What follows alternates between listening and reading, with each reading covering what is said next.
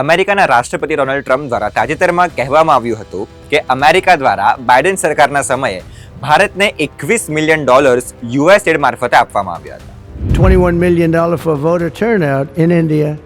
Well, why are we giving $21 million to India? They got a lot of money. They're one of the highest taxing countries in the world. અને આ ડોનેશનનો હેતુ ભારતમાં લોકસભાની ચૂંટણી દરમિયાન water turnout એટલે કે લોકો વધારે સંખ્યામાં વોટ કરવામાં આવે એવો હતો.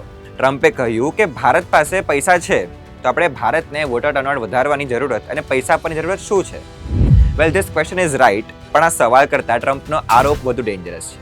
ટ્રમ્પનું કહેવું છે કે તે સમયની અમેરિકાની ગવર્મેન્ટ ભારતમાં સત્તાપલટ કરવા માંગતી હતી, એટલે કે મોદી સરકારને ચૂંટણીમાં હરાવવા માંગતી હતી. ભારતમાં 2024 લોકસભા ચૂંટણીમાં વોટર ટર્નઆઉટ વધારવા માટે $1.35 લાખ કરોડનો ખર્ચો કરવામાં આવ્યો હતો. તો શું આ $21 મિલિયન નાનકડું અમાઉન્ટ આપણા દેશમાં અચાનક જ વોટર્સને પ્રોત્સાહિત કરી શકે છે? હવે આ મુદ્દે ભારતીય જનતા પાર્ટીના એમપી મહેશ જેઠમલાનીએ યુએસએડની ભારતીય મૂની ડાયરેક્ટર વીના રેડ્ડી પર ભારતની ચૂંટણીમાં પરિણામો બદલવાનો આરોપ લગાવ્યો છે. વર્ષ 2021માં વીણા ભારતમાં પણ આવ્યા હતા. અમેરિકાના અડાણી ગણાતા ઇલોન મસ્ક ડોજ નામની એક સરકારી શાખાના વડા છે અને તેમના દ્વારા $21 મિલિયન માહિતી ટ્રમ્પને આપવામાં આવી હતી.